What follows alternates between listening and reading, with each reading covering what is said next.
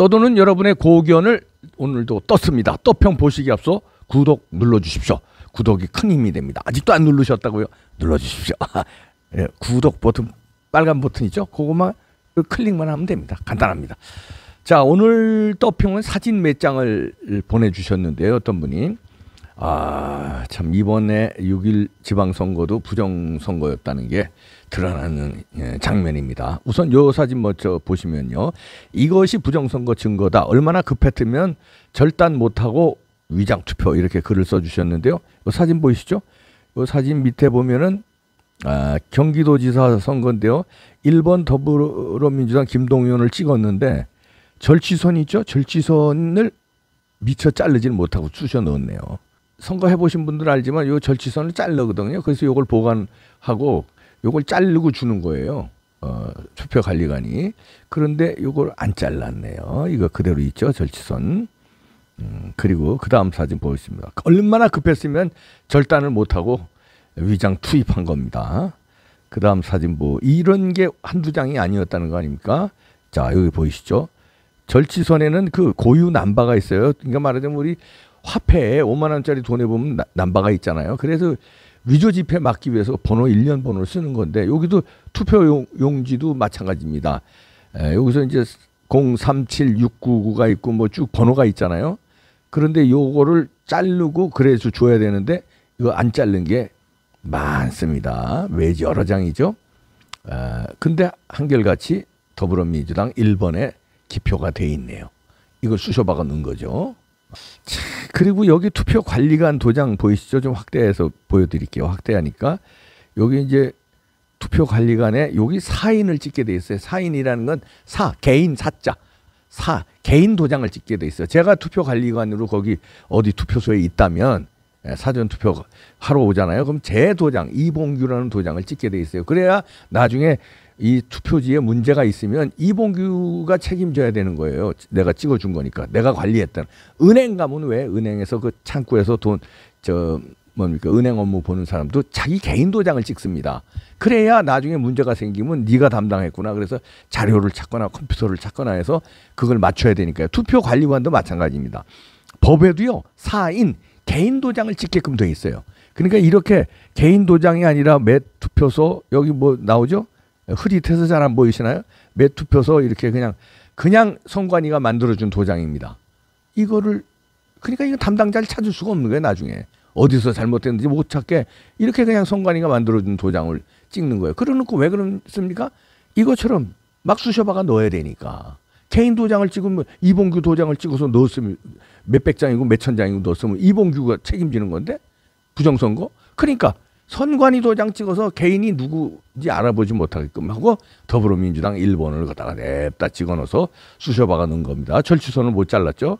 번호, 그 1년 번호 있는 절취선을 자르지 못한 게 이렇게 여러 장 나왔고요. 그 다음에 이거 참 충격인데요. 이거 보시죠. 이번에 6.1 지방선거 끝났으니 이제부터 국민이 명령하는 부정선거를 수사하라. 이렇게 글을 쓰고 밑에 이 표를, 엑셀표를 이렇게 달았는데요. 이게 뭐냐면 단 한 번이라도 이겼다면 제가 말을 안 합니다. 이렇게 썼어요. 자, 여기 보이시죠? 2017년도 선거 있었고 대통령 선거, 밑에 2018년도 지방선거 전국, 2020년 4.15 총선, 2021년 보궐선거, 서울시장, 부산시장 보궐선거 있었잖아요. 2022년 3구 대선 대통령 선거 있었죠. 2022년 6월 1일 지방선거 있었죠. 지방선거에 쭉 이제 시도별로 이제 쭉 이렇게 썼는데 문제는 이겁니다.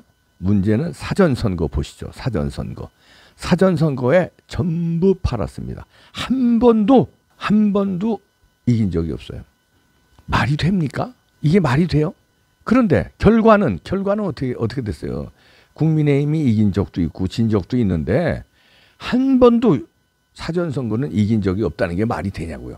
사전선거에서 민주당이 이기게끔 다 불법으로 조작했다는 얘기죠. 근데 당일 선거에서 압도적이 나오니까 조작한 거를 뛰어넘을 때 지난 3구 대선처럼 0.7% 차로 윤석열 대통령이 이긴 거죠. 그러나 사전선거는 역시 조작해서 진 거예요. 2017년 부터 지금까지 이번 6월 1일 지방선거가 지방선거에서도 한 도시도 빼놓지 않고 사전선거는 모조리 민주당이 이긴 겁니다. 한 도시도 빼놓지 않고. 이게 말이 되냐고요, 이게. 아니, 경상남도, 경상북도도 사전선거를 민주당이 이긴다고요?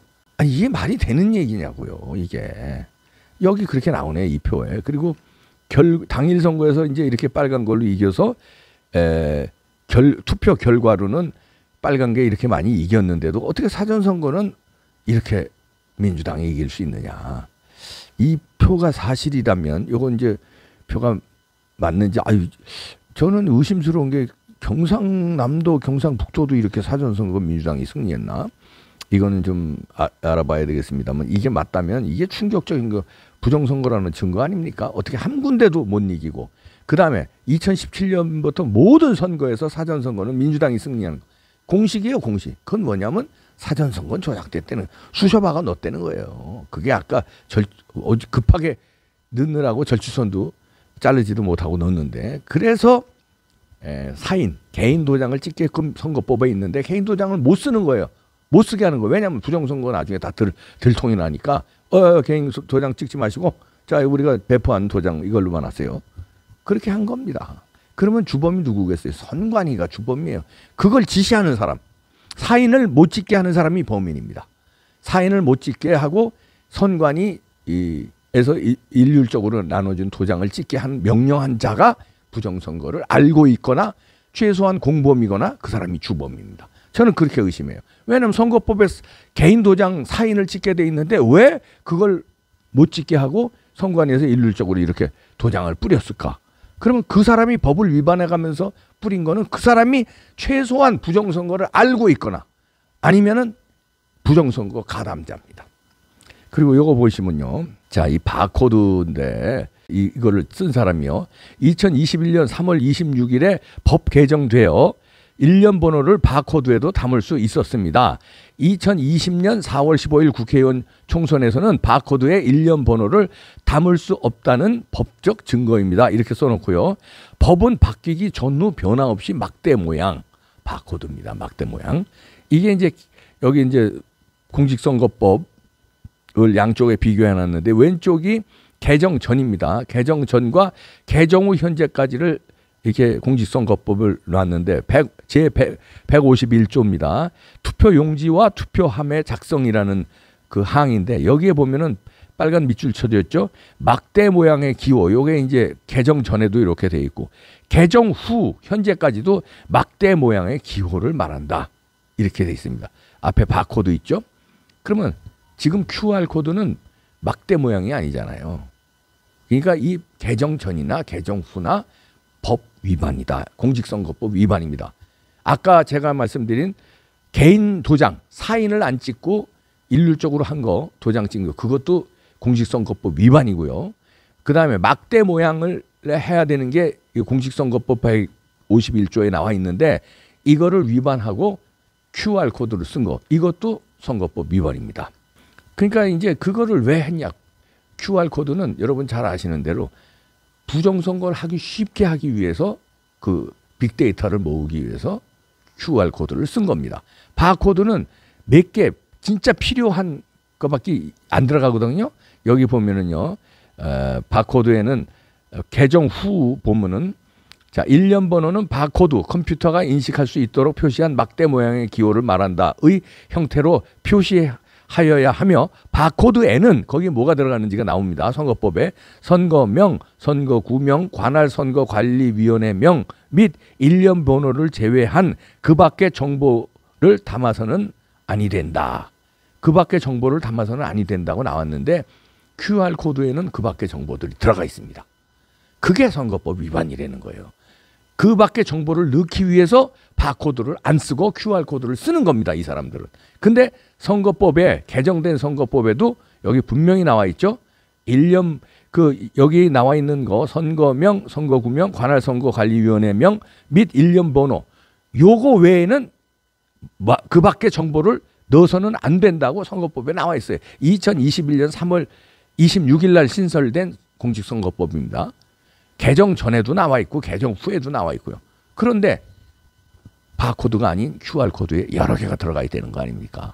그걸로 빅데이터를 모아서 부정선거를 하기 쉽게 하기 위해서. 자, 이런 걸로 봐서도요.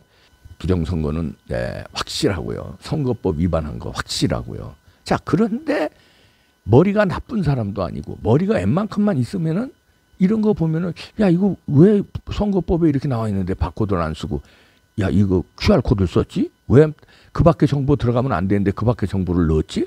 그렇다면 이걸 무슨 목적이 있었을 거다. 법을 위반해가면서 바코드를 안 쓰고 법을 위반해가면서 넣지 말라는 정보를 넣었다는 거는 뭔가 목적이 있다. 그 목적이 무엇이냐? 부정선거 아니겠느냐. 그 다음에 사인을 찍게끔 선거법에 돼 있는데 왜 일률적으로 도장을 나눠주지?